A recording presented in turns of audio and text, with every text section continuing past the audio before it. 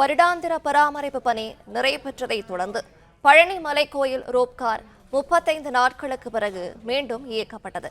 விவரங்களை வழங்குகிறார் செய்தியாளர் பூபதி. வணக்கம், விவரங்களை சொல்லலாம். வணக்கம். பழனி முருகன் கோயில் வருடாந்திர பராமரிப்பு பணிகள் நிறைவுற்று பழனி மலைக்கோயில் ரோப்கார் சேவை பக்தர்களுக்கு பயன்பாடுக்கு இன்று முதல் இயக்கப்படுகிறது.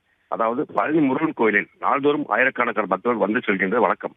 அவ்வாறு வரும் பக்தர்கள் மலைக்கோயிலுக்கு படிப்பாதை மின்னிலை வரையே ரோப்கார் வழியாக சென்று சாந்தரம் செய்து வருகின்றனர். இதன் முனியவர்கள் மாற்றுத்திறனாளிகள் விரைவாகவும் எளிதாகவும் சென்று வர ரோப்கார் பயன்பட்டு வருகிறது.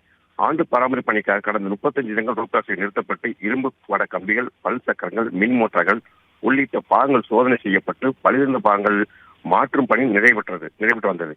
இந்நிலையில் பராமரிப்பு பணி முழுமையடைந்த நிலையில் கோயில் நிர்வாகம் சார்பில் பக்தர்களுக்கு பயன்படும் ரோப்கார் சேவை இன்று முதல் தொடங்கப்பட்டது. இதனால் பக்தர்கள் மிகவும் மகிழ்ச்சியடைந்து ரோப்கார் சேவையில் பயணம் செய்து வருகின்றனர். பிளே ஸ்டோர் மற்றும் ஆப் ஸ்டோரில் இருந்து பாலிமர் செயலியை QR கோடு மூலம் பதிவிறக்கம் செய்யுங்கள். செய்திகளை உடனுக்குடன் பெறுங்கள்.